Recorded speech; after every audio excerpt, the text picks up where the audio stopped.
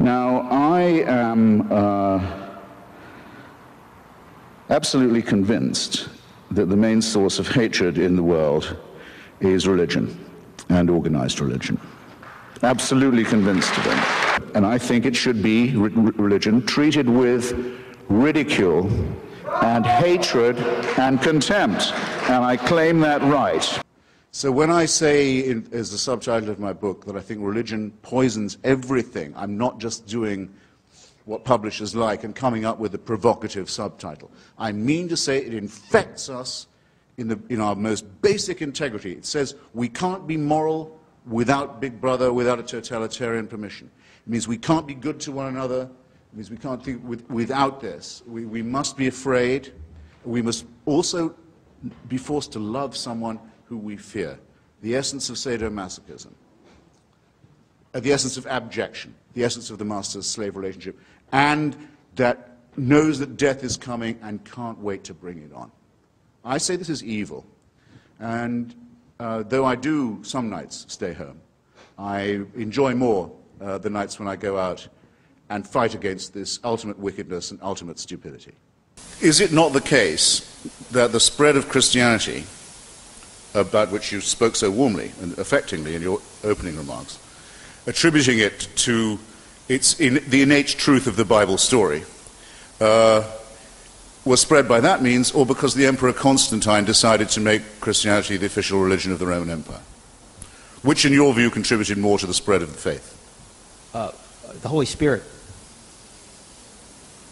I rest my case.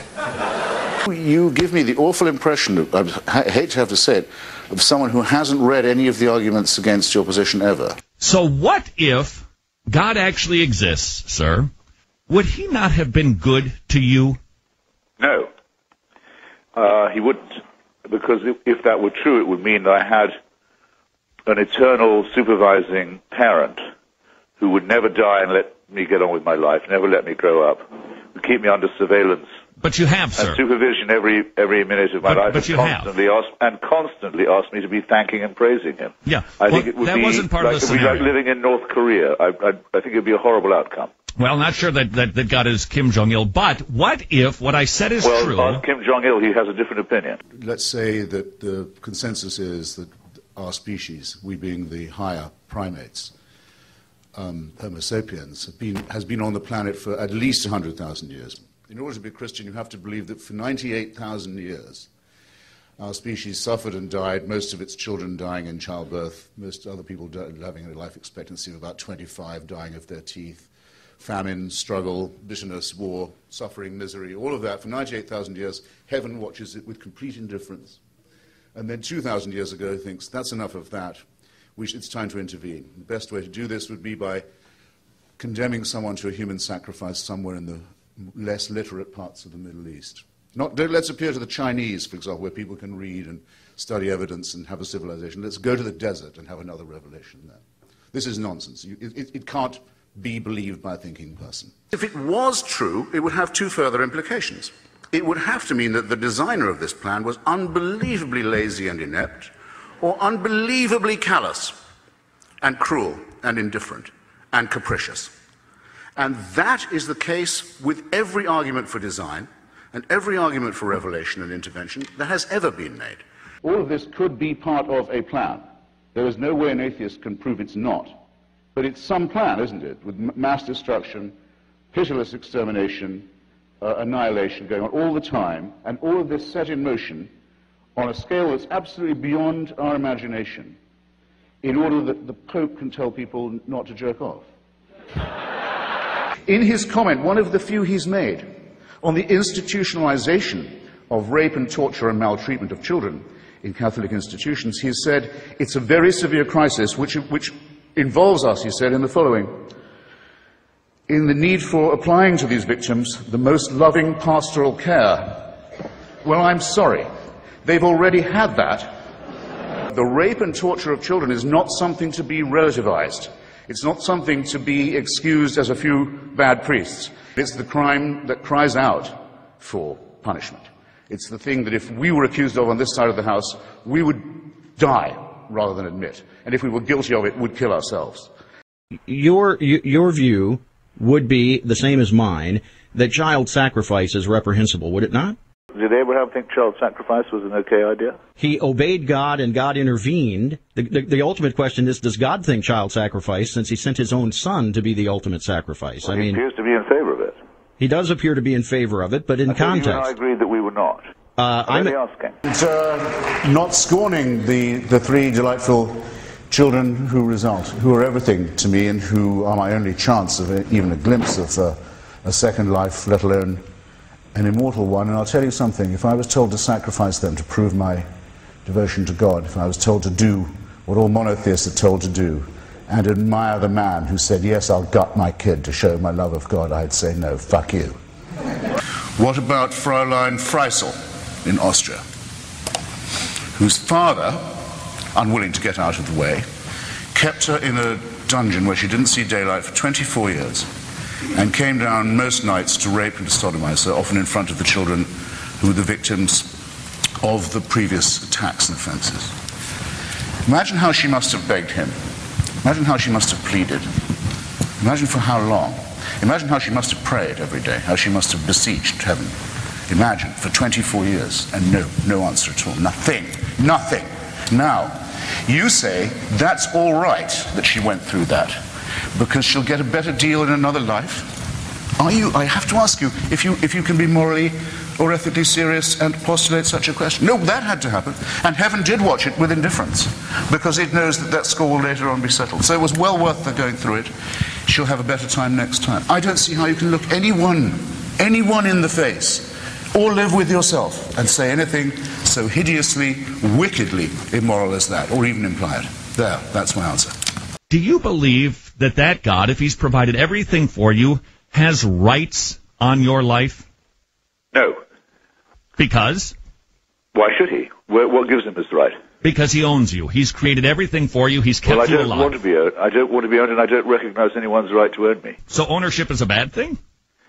Of people, yes. Oh, okay. It's been widely considered. I mean, I know the Bible does call for slavery, as it calls for genocide, but that doesn't make it right.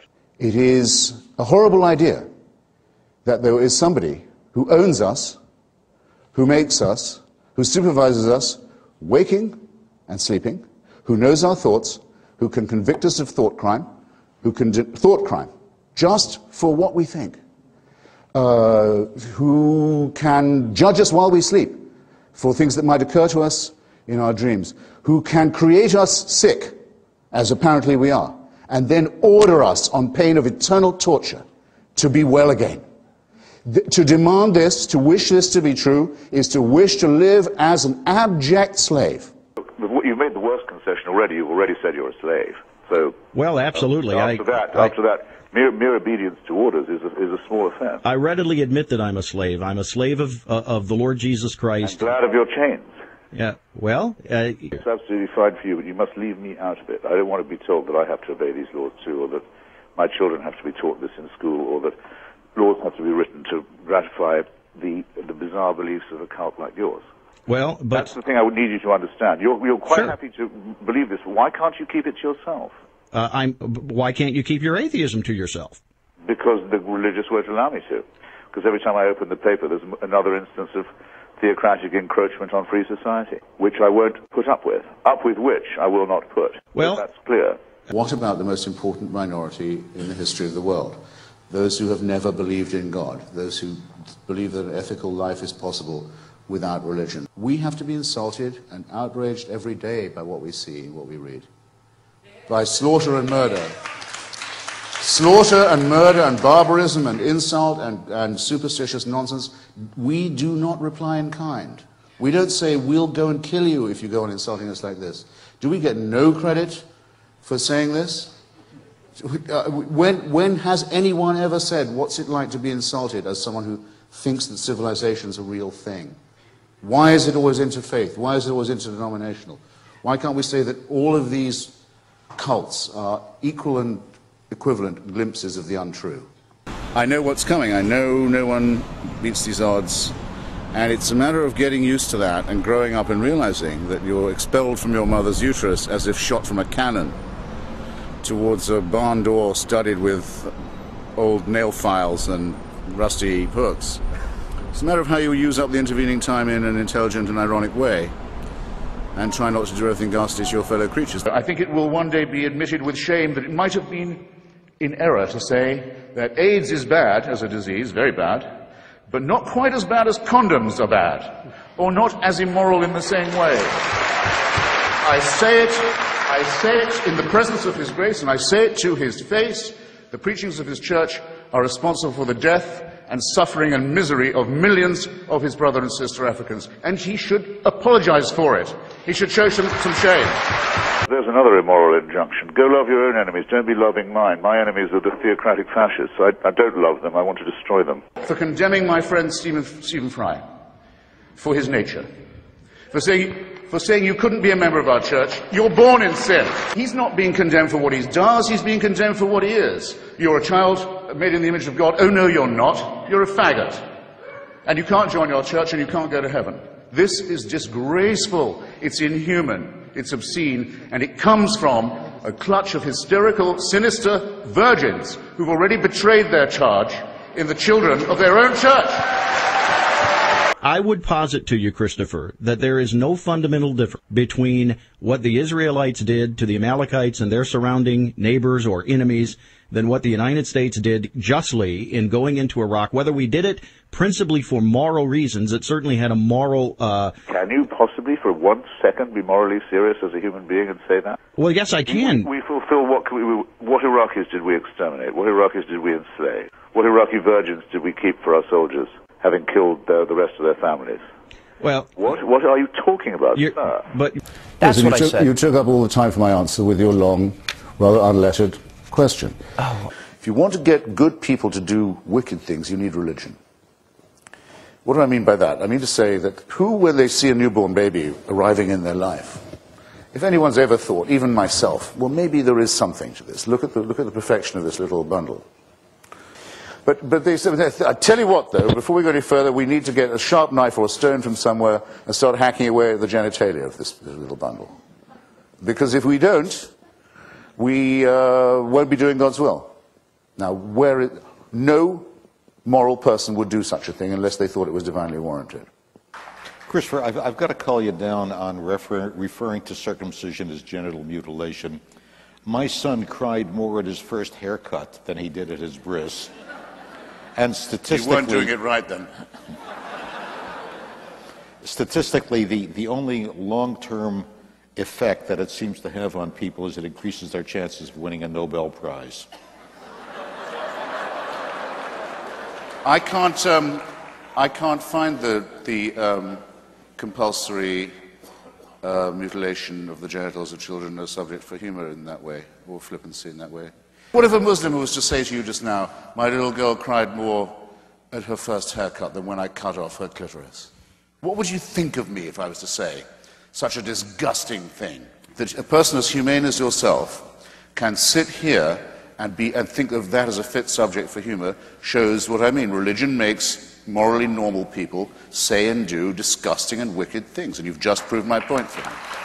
Well, I want to make it clear in our closing moments here, Christopher. I don't consider you an enemy. I don't consider you... But I'm very sorry to hear that. Well, I know, because you want me to be your enemy. Excuse me, you are my enemy. Well, but you're not my enemy. How you can figure that? No, because I don't feel a need to have to silence Christopher Hitchens. Well, you don't have a chance of doing that. I don't mean that at all, but I mean your preachments are evil and they're a direct threat to the survival of civilization. So if you don't consider me an enemy, you don't know an enemy when you see or hear one. The argument for theism, that not only can we establish this prime mover's existence, but we can show by some form of induction that he intervenes in wars, that he answers prayers, that he cares who we sleep with and in what position, what food we eat and on what days, is a ridiculous proposition. It's a claim to a truth that no primate can claim to make. Primates who claim to know it should be distrusted. Great damage has been done and continues to be done by such people and by such ideas. You're better off thinking for yourself and taking all the risks, and I might add, all the pleasures that will come from that. The most overrated of the virtues is faith. The metaphysical claims of religion are untrue. Thank you.